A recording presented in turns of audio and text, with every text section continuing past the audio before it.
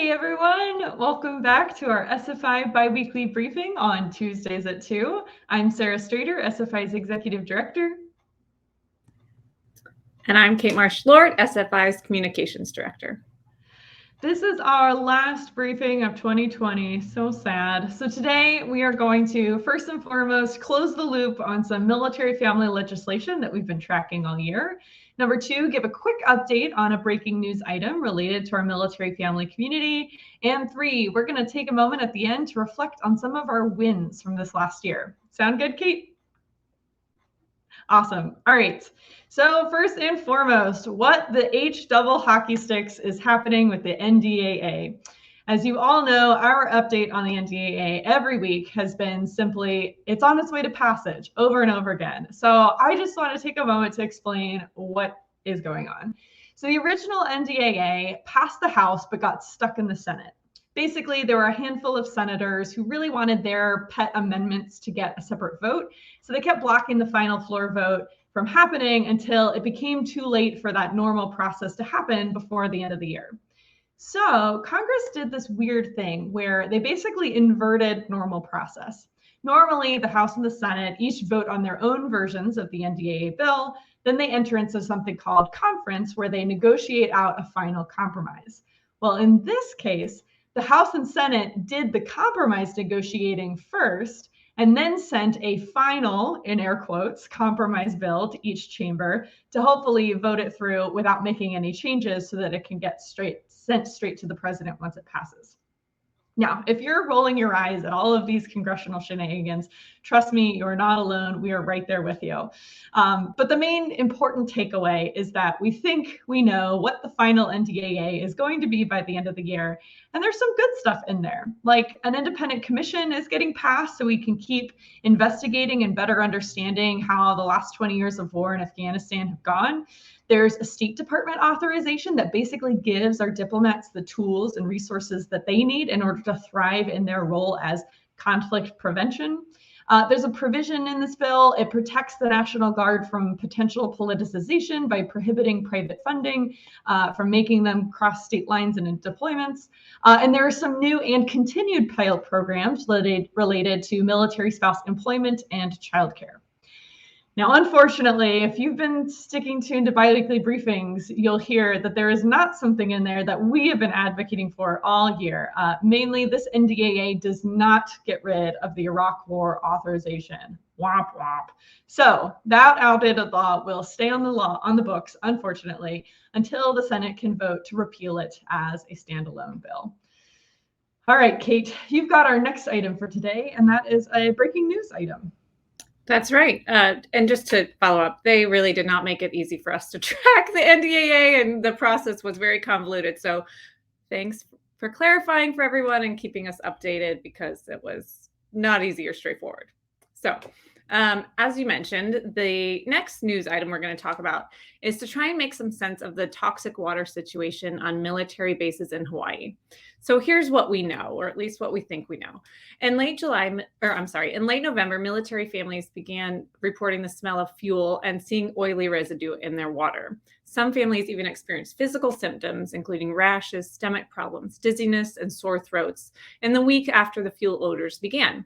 After some initial tests, base and wing leadership told families that the water was negative for contamination. And unfortunately, as we know, a follow-up examination revealed that the water source that supplies water to more than 1,400 families on multiple bases was polluted with petroleum. So as you can imagine, this has been an extraordinarily stressful situation, impacting the health and the day-to-day lives of military families. To make matters worse, it's not entirely clear when there will be a safe resolution. In the meantime, families are facing unexpected financial costs. Some are moving to hotels, some are returning home off island. There are continuing health concerns, and of course, the emotional toll of such an event, especially this time of year when it can already be a little stressful and emotional for a lot of us. So one thing that caught our eye this past week is the brave military spouses who have been speaking up at town halls and with the media. And so huge kudos to them, because we know it's not easy, but it's the right thing to do. And unfortunately, this sort of fear was confirmed when one local reporter said, quote, One of the challenges of reporting on the Navy's water contamination crisis in Honolulu is the reluctance by many to speak on the record. Lots of military wives are scared that speaking up about the poisoning of their water will harm their husband's career, end quote. So just let's be clear. No one should accept that military spouses must remain silent to protect someone else's career. Full stop. As you know, one of our core missions is to continue to lead the way and build a permission structure for all of us to speak up, for all of us to speak truth to power, and to fight for the things that matter. So we are committed to building an army of spouse advocates who will fight for what is right, whether that's water, the repeal of outdated AUMFs, whatever it is. We should be trained and we should speak up when it matters. Absolutely. So now on to better things. Let's celebrate our wins when we were able to use our make change. Yes, absolutely. Well, and one thing I do want to emphasize here too is that, you know, we talk a lot on these briefings about legislative changes and legislative advocacy, but what these military spouses are doing is advocating within DoD to the power structures that be, and that advocacy is equally as important. It just depends on what the issue is, where you end up going.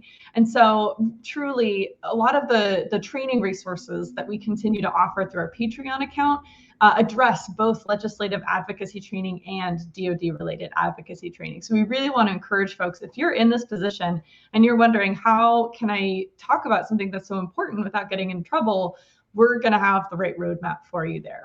That's right.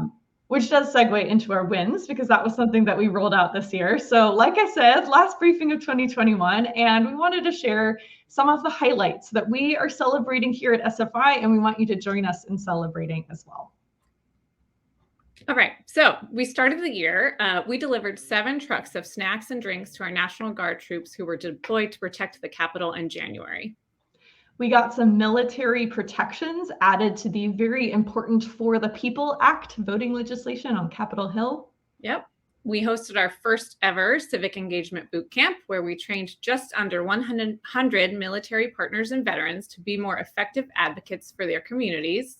And like I said, we have translated those materials to Patreon so that everyone can access these types of trainings 24/7, 365 days a year. Yep. And whether you use it to call your congressperson or to speak up at a town hall, you will find something there that is useful. Mm-hmm. This year, we talked to 3 members of Congress, creating a direct pipeline between Capitol Hill and our families. And finally, when everything started happening in Afghanistan over the summer, SFI consolidated resources, not only for our community to use when seeking help for ourselves, but for our community to also use to give help to others when they were able to.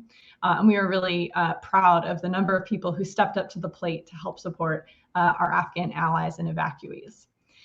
So this is a nice little recap so we can, be proud of ourselves, pat ourselves on the back. But of course, our work does not end. And I wanted to give a couple teasers to make sure that folks tune back in the new year. Come next month in January, we have our National Day of Service Part 2 that is in the works for then. So stay tuned. We are, of course, going to have more pieces of legislation to track on the Capitol Hill, no matter what happens and where it goes.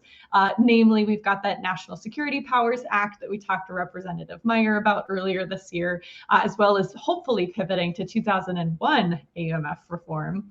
And finally, of course, next year is a big federal election year across the country. So you better believe that SFI is going to be out and about encouraging military family members to vote, make sure they're registered, make sure they're ready to return their ballots. So stay tuned to see more of that activity from us next year. Absolutely. And finally, we always like to have a call to action.